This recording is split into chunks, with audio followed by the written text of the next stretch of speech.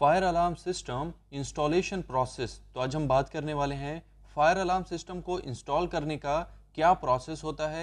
Step by step इसे अच्छे से समझेंगे। तो चलिए वीडियो को शुरू करते हैं।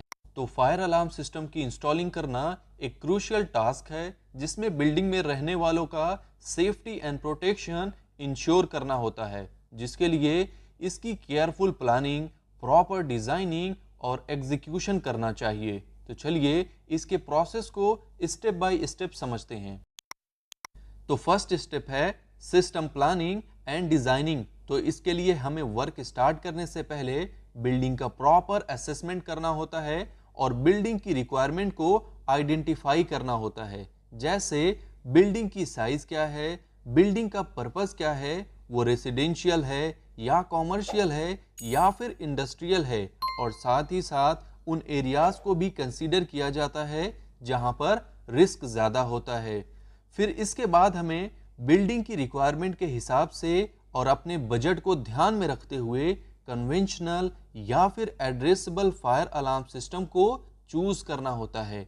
और उसके बाद हमें यह डिसाइड करना होता है कि डिवाइस को, लाइक डिटेक्टर्स को, पुल स्टेशन को और नोटिफिकेशन अप्लायंसेस को कहां पर इंस्टॉल किया जाए, और साथ ही साथ ये भी इंश्योर करना है कि डिवाइसेस ब्लाइंड स्पॉट पर ना हो और ज़्यादा से ज़्यादा एरियाज को भी कवर करें।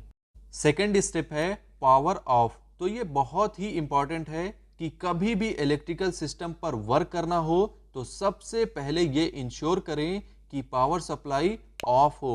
ऐसा करने से आप एक्सीडेंट और इलेक्ट्रिकल शॉर्ट सर्किट जैसी क्रिटिकल सिचुएशन को अवॉइड कर सकते हैं। थर्ड स्टेप है इंस्टॉलेशन ऑफ कंट्रोल पैनल। तो पैनल को इंस्टॉल करने के लिए हमें ऐसे एरियाज को सिलेक्ट करना है जो इजीली एक्सेसिबल हो, जैसे मेन एंट्रेंस या फिर सिक्योरिटी रूम। और फिर उसके बाद एरिया डिसाइड करने के बाद कंट्रोल पैनल को वॉल पर माउंट करें और फिर मैन्युफैक्चरर के इंस्ट्रक्शन के अकॉर्डिंग इलेक्ट्रिकल वायरिंग का काम शुरू करें। फोर्थ स्टेप है इंस्टॉलिंग डिटेक्टर्स। तो प्लानिंग एंड डिजाइनिंग की लोकेशन के अकॉर्डिंग हमें स्मोक डिटेक्टर्स को टिपिकली सीलिंग में इंस्टॉल करना है जहां पर धुआं उठता हो, और हीट डिटेक्टर की बात करें तो उसे किचन या फिर बॉयलर रूम जैसे प्लेसेस पर इंस्टॉल करना है जहां पर टेम्परेचर तेजी से बदलता रहता हो। तो इसको इंस्टॉल करते समय हमें यह ध्यान रखना है कि कंट्रोल पैनल से लेकर हर एक डिटेक्टर पर एप्रोप्रिएट केबल लगाएं और ये भी इंश्योर करें कि जो वायरिंग की जा रही हो वो बिल्कुल क्लियर एंड सिक्योर हो सभी के लिए। तो फिफ्थ स्टेप है इंस्टॉल मैनुअल कॉल पॉइंट्स और पुल स्टेशन। तो मैनुअल कॉल पॉइंट को ऐसे प्लेस पर इंस्टॉल करें जैसे एंट्रेंस और एग्जिट के आसपास, और ये भी इंश्योर करें कि कॉल पॉइंट बिल्डिंग में रहने वाले लोगों के लिए आसानी से एक्सेसिबल हो, और जितनी भी कॉल पॉइंट और पुल स्टेशन इंस्टॉल किए हों उन सब को डेजिग्नेटेड वायरिंग का यूज करते हुए कंट्रोल पैनल के साथ कनेक्ट करना है। तो सिक्स स्टेप है इंस्टॉलिंग नोटिफिकेशन डिवाइसेस। तो हमें अपने प्लान के अकॉर्डिंग डेजिग्नेटेड लोकेशन यानी विजिबल और ऑडिएबल एरिया में अलार्म को इंस्टॉल करना है, जैसे सायरन, बेल्स एटसेट्रा, और साथ ही साथ विजुअल इंडिकेटर्स के लिए स्ट्रोब लाइट को इंस्टॉल करना है। इसके बाद हमें डिटेक्टर की तरह हर एक नोटिफिकेशन डिवाइसेस तक केबल को लेकर जाना है और सबको कनेक्ट करके कंट्रोल पैनल से कनेक्ट कर देना है। सेवेंथ स्टेप है पावर सप्लाई एंड बैकअप। तो हमें अपने फायर अलार्म सिस्टम को जो मेन इलेक्ट्रिकल पावर का सोर्स हो, जो हमारा प्राइमरी सोर्स हो पावर का, उससे सिस्टम को कनेक्ट करना है, और साथ ही साथ हमें बैकअप बैटरीज को जरूर इंस्टॉल करना है, और यह भी इंश्योर करना है कि मेन पावर कट ऑफ होने पर बैटरी पावर सप्लाई कर सके। एट्थ स्टेप है सिस्टम इंटीग्रेशन।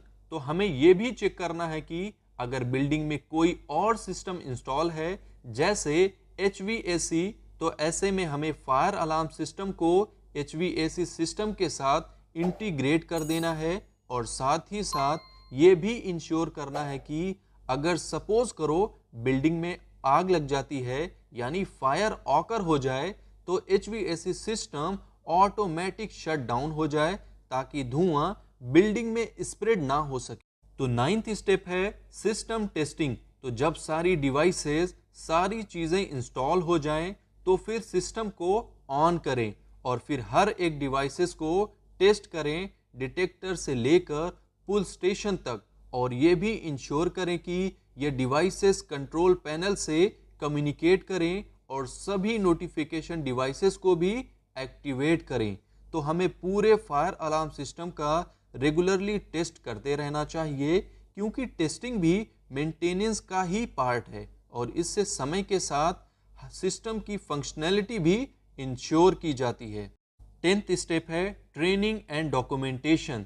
तो हमें बिल्डिंग के स्टाफ के साथ साथ बिल्डिंग में रहने वाले ऑक्यूपेंट्स, बिल्डिंग में रहने वाले लोगों को भी ट्रेन करना है। उन्हें मैनुअल कॉल पॉइंट्स और अदर डिवाइसेस के बारे में एजुकेट करना है। साथ ही साथ जब अलार्म एक्टिवेट हो तब क्या करना चाहिए, ये सारी चीज़ों के बारे में हमें उन्हें ट्रेन करना है। तो लास्ट काम आपको ये करना है कि रिस्पॉन्सिबल पर्सन को डिवाइसेस की लोकेशन से लेकर मेंटेनेंस के प्रोसीजर का कंप्लीट मैनुअल सिस्टम प्रोवाइड करना है। आई होप आपके लिए ये वीडियो यूजफुल होगी और अगर आपको ये वीडियो पसंद आई है तो वीडियो को लाइक कर दें और चैनल को सब्सक्राइब कर दें। वीडियो को अपनी फ्रेंड्स एंड फैमिली के साथ ज़्यादा से ज़्यादा शेयर करें और कमेंट करके बताएं नेक्स्ट वीडियो आप कौन से टॉपिक पर